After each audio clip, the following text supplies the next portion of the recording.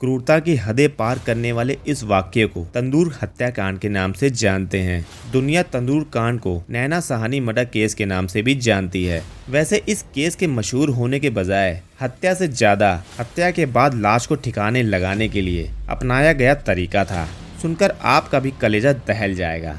आखिर क्या है तंदूर हत्याकांड या फिर नैना सहानी हत्याकांड की पूरी कहानी जानने के लिए वीडियो में अंत तक बने रहें। पुलिस इन्वेस्टिगेशन के हिसाब से भी यह केस ऐतिहासिक था, क्योंकि भारत में पहली बार एक मर्डर केस की जानकारी में कई नई चीजों को अपनाया गया था। क्या थी वे चीजें बताएंगे आगे, लेकिन वीडियो में आगे बढ़ने से पहले अगर आप हमारे चैनल पर नए हो तो चैनल को सब्सक्राइब करना बिल्कुल भी ना भूलें। तो जल्दी से चैनल को सब्सक्राइब कर बेल आइकन को जरूर दबाएं। चलिए अब कहानी शुरू करते हैं। तारीख 2 जुलाई 1996 रात के लगभग 11 बज रहे थे। दिल्ली पुलिस के दो जवान कांस्टेबल अब्दुल नजीर कुंजू और होमगार्ड चंद्रपाल दिल्ली के सबसे पॉश इलाकों में से एक जनपद पर गश्ती पर निकले हुए थे। जब ये लोग गश्ती कर रहे थे तभी उनकी नजर एक महिला पर पड़ी जो जोर जोर से आग चिल्ला रही थी। ये महिला उसी इलाके में सब्जी बेचने का काम करती थी। उस महिला की आवाज सुनकर दिल्ली पुलिस के ये दोनों जवान उस तरफ भागे तो उन्होंने देखा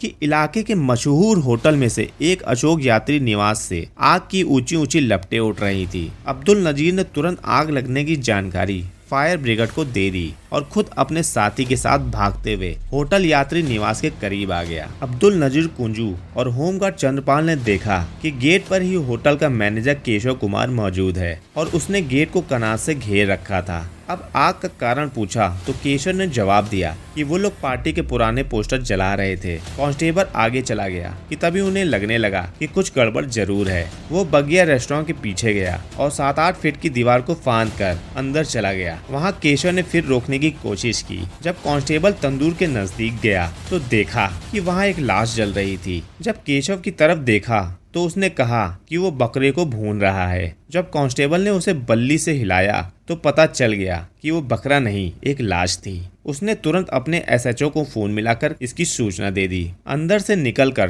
कांस्टेबल पुलिस टीम को तुरंत मौके पर आने के लिए कहती है। थोड़ी देर में पुलिस की टीम भी पहुंच जाती है और अचानक धावा बोलकर अंदर मौजूद शख्स को पकड़ने की कोशिश करती है। उस समय तंदूर के पास 2 लोग मौजूद थे, जिसमें से एक शख्स किसी तरह पुलिस की पकड़ से भागने में कामयाब हो जाता है, मगर पुलिस केशव कुमार नाम के शख्स को पकड़ लेती है। तंदूर के ऊपर एक इंसान की लाश रखी हुई थी जो काफी हद तक जल चुकी थी। उसका चेहरा पहचानना नामुमकिन हो चुका था। हालांकि अभी तक उसका जबड़ा नहीं जला था। इससे अंदाजा हो रहा था कि ये लाश किसी महिला की है। पुलिस वाले तत्काल गिरफ्तार किए गए केशव कुमार से पूछताछ करना शुरू कर देती है तो एक हिला देने वाला खुलासा होता है। केशव कुमार बताता है कि वो बगिया रेस्टोरेंट का मैनेजर है, जबकि तंदूर पर जिसकी लाश पड़ी हुई है वो इस रेस्टोरेंट के मालिक सुशील शर्मा की पत्नी नैना सहानी है। पुलिस मौके से फरार हुए दूसरे शख्स के बारे में पूछती है तो केशव बताता है कि फरार हुआ व्यक्ति कोई और नहीं बल्कि खुद सुशील शर्मा था।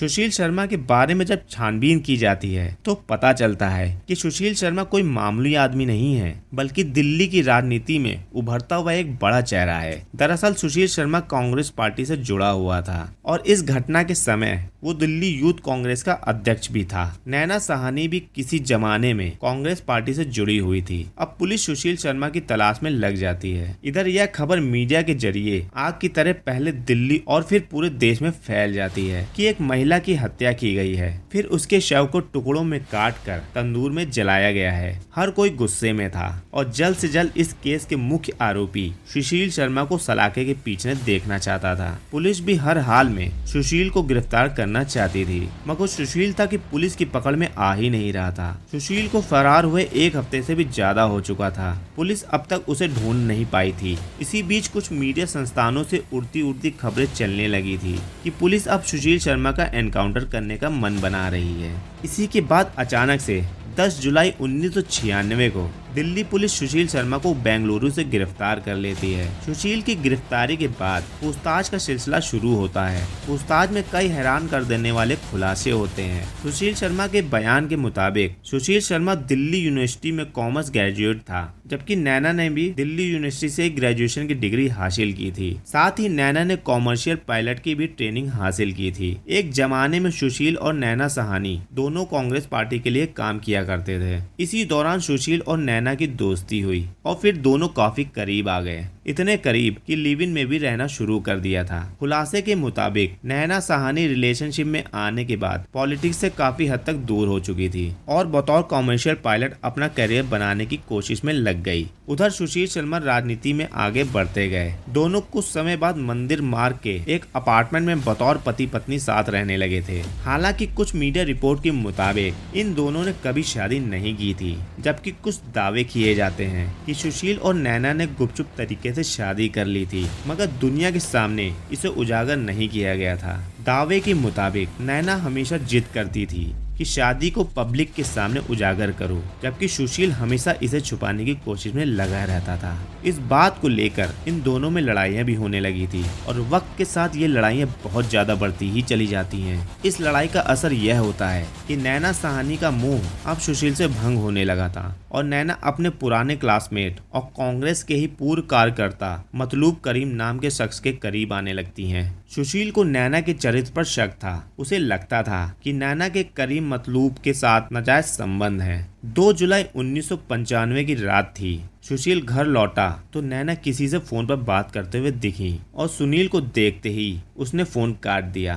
सुशील ने रीडायल किया तो नंबर करीम मतलूब का ही निकला। सुशील का गुस्सा 7वें आसमान पर पहुंच गया और उसने रिवॉल्वर से नैना पर ताबड़तोड़ गोलियां बरसा दी और नैना ने मौके पर ही तड़प तड़प कर दम तोड़ दिया। सुशील घबरा गया। उसे लगा कि अब वह पकड़ा जाएगा। थोड़ा वक्त बीतता है। इसके बाद अचानक फ्लैट का दरवाजा खोलता है। उसके बाद सुशील उस बॉडी को पॉलिथीन में रखकर उसे फ्लैट से बाहर ले जाता है। बाहर एक कार खड़ी थी। सुशील उस पॉलिथीन को उठाकर उसे उस कार की डिक्की में रखता है, फिर डिक्की बंद कर ड्राइविंग सीट पर बैठते ही कार की तेजी से भगा ले जाता है। रात करीब 9:30 बजे ITO पुल पर अंधेरा गहराता जा रहा था और सड़क पर धीरे धीरे ट्रैफिक की भीड़ भी कम होती जा रही थी। सुशील शर्मा ITO पुल पर पहुंचने के बाद तेजी से इधर उधर देखता है। उसे शायद किसी खास मौके की तलाश थी, पर मौका शायद मिल ही नहीं रहा था। लिहाजा पुल के कुछ चक्कर काटने के बाद वो पुल के बीचों बीच किनारे अपनी कार रोक देता है। कार का इंजन बंद करता है और नीचे उतरता है। दरअसल उसका इरादा कार की डिक्की में रखी हुई पॉलिथीन को पुल के नीचे यमुना में फेंकने का था, लेकिन पुल पर अब भी ट्रैफिक था। लोग लगातार आ जा रहे थे, लिहाजा उसे मौका मिल ही नहीं रहा था कि वो पॉलिथीन को यमुना में फेंक सके। उसे डर था कि कहीं किसी ने उसे पॉलिथीन फेंकते देख लिया तो उसकी कहीं पोल न खुल जाए। वो फौरन कार का रुख मोड़ देता है। अब कार वापस कैनॉट प्लेस की तरफ भागती है। कैनॉट प्लेस पहुंचते ही इस बार कार अशोक यात्री निवास के अंदर बगिया रेस्टोरेंट के पास जाकर रुकती है। रेस्टोरेंट में उस वक्त भी कुछ लोग बैठे खाना खा रहे थे। कार रेस्टोरेंट में पार्क करने के बाद कार से सुशील शर्मा उतरता है और रेस्टोरेंट के मैनेजर केशव के पास पहुंचता है। ये रेस्टोरेंट तब सुशील शर्मा का ही था। सुशील शर्मा केशव से फौरन रेस्टोरेंट बंद करने को कहता है।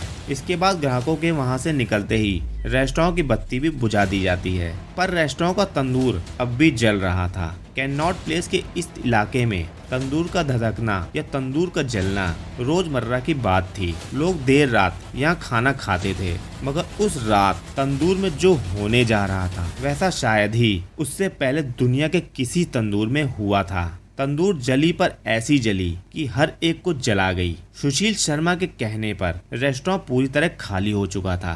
सुशील शर्मा ने केशव से कहकर रेस्टोरेंट के बाकी कर्मचारियों को भी वहां से भेज दिया। अब अंदर सिर्फ रेस्टोरेंट का मैनेजर केशव और सुशील शर्मा थे। इसके बाद सुशील कार की डिक्की से पॉलिथीन बाहर निकालता है। पॉलिथीन में एक लाश थी, एक महिला की लाश। सुशील लाश के बारे में केशव को झूठी सच्ची कहानी सुनाता है, पर यह नहीं बताता है कि लाश किसकी है। जब लाश जलाने में दिक्कत आई तो सुशील शर्मा ने बगिया के मैनेजर केशव को मक्खन के 4 स्लैब लाने के लिए भेजा। अब दोनों मिलकर तंदूर में मक्खन डालने लगते हैं। तरीका काम कर जाता है। आग की लौ तेज होती जाती है, पर यहीं एक गड़बड़ भी हो जाती है। दरअसल तंदूर में डालकर इंसानी लाश भूनने का काम अभी भी जारी था कि मक्खन की वजह से तंदूर से उठती आग की तेज लपटें और धुएं के गुबार पर रेस्टोरेंट के बाहर फुटपाथ पर सो रही सब्जी बेचने वाली एक महिला अनारों की नजर पड़ जाती है और फिर इस पूरे मामले का खुलासा होता है। 10 जुलाई की गिरफ्तारी के बाद दिल्ली डिस्ट्रिक्ट कोर्ट द्वारा सुशील को 12 जुलाई 1996 को अगले 10 दिन के लिए पुलिस रिमांड में भेज दिया जाता है। पुलिस इस केस की जांच कितनी तेजी से कर रही थी, इसका अंदाजा आप इस बात से लगा सकते हैं कि महज कुछ दिनों के अंदर यानी 27 जुलाई 1996 को ही दिल्ली पुलिस इस मामले में चार्जशीट फाइल कर देती है। 31 अगस्त 1996 से सेशन कोर्ट में इस मामले की सुनवाई भी शुरू हो जाती है। सुशील शर्मा पर नैना साहनी के मर्डर के लिए धारा 302, क्रिमिनल कॉन्स्पिरेंसी की धारा 120 बी और सबूत मिटाने की धारा 201 के तहत मामला चलाया जाता है। इस मामले में सुशील शर्मा के अलावा उसके मैनेजर केशव कुमार और 3 अन्य लोगों को आरोपी बनाया जाता है। अगले कई महीनों तक इस केस की सुनवाई होती रहती है। सुनवाई के बाद आखिरकार 3 नवंबर 2003 को सुशील कुमार को नैना साहनी की हत्या का दोषी करार दे दिया जाता है। 7 नवंबर 2003 को फैसला सुनाते हुए डिस्ट्रिक्ट कोर्ट द्वारा सुशील शर्मा को मौत की सजा सुनाई जाती है, जबकि केशव कुमार को 7 साल के सश्रम कारावास की सजा सुनाई जाती है। 2007 में सुनील कुमार सुप्रीम कोर्ट का रुख करता है। फाइनली 2007 में सुप्रीम कोर्ट फांसी की सजा को उम्र कैद में बदल देती है। इस सजा के बाद सुशील शर्मा आगे की जिंदगी तिहाड़ जेल में बिताता है। सुशील शर्मा उस दौर का इकलौता कैदी था जिसे 20 सालों में एक दिन के लिए भी पैरोल नहीं मिली थी, मतलब एक दिन के लिए भी जेल से बाहर नहीं आया था। जब सुशील शर्मा जेल में 23 साल की सजा काट लेता है तो सुप्रीम कोर्ट द्वारा उसके अच्छे व्यवहार के आधार पर 2018 में रिहा कर दिया जाता है। अब सुशील शर्मा जेल से आजाद अपनी जिंदगी बिता रहा है। तंदूर कांड का दोषी सुशील शर्मा का कहना है कि वह अपने बुजुर्ग माता पिता की सेवा करना चाहता है। इस मामले में कई चीजें पहली बार भारत में देखने को मिली थी, जैसे पहली बार मर्डर के केस में आइडेंटिफिकेशन के लिए डीएनए टेस्टिंग का सहारा लिया गया था। पुलिस ने पहली बार मर्डर केस में रिकॉर्ड टाइम में चार्जशीट फाइल की थी। इस केस में शुरू में यह कहा गया था कि नैना साहनी के शव को टुकड़े में काटकर तंदूर में जलाया गया था, मगर जांच में साफ हुआ कि शव को टुकड़ों में नहीं काटा गया था। फिर भी लाश को ठिकाने लगाने के लिए सुशील ने जो भी तरीका अपनाया था वह अपने आप में रूह कपा देने वाला था। दोस्तों, इस पूरे केस के बारे में आपकी क्या राय है, कमेंट बॉक्स में जरूर बताएं। और अगर आपको हमारी मेहनत पसंद आई हो तो इस वीडियो को लाइक करते हुए शेयर भी करें। अगर आपने अब तक इस चैनल को सब्सक्राइब नहीं किया हो तो जल्दी से चैनल को सब्सक्राइब कर ले और साथ ही क्राइम की दुनिया से जुड़ी ऐसी ही दिल दहला देने वाली कहानियों के लिए चैनल को सब्सक्राइब करने के बाद बेल आइकन दबाकर नोटिफिकेशन जरूर ऑन कर ले। मिलते हैं क्राइम की दुनिया से जुड़ी ऐसी ही एक और सच्ची कहानी के साथ अगली वीडियो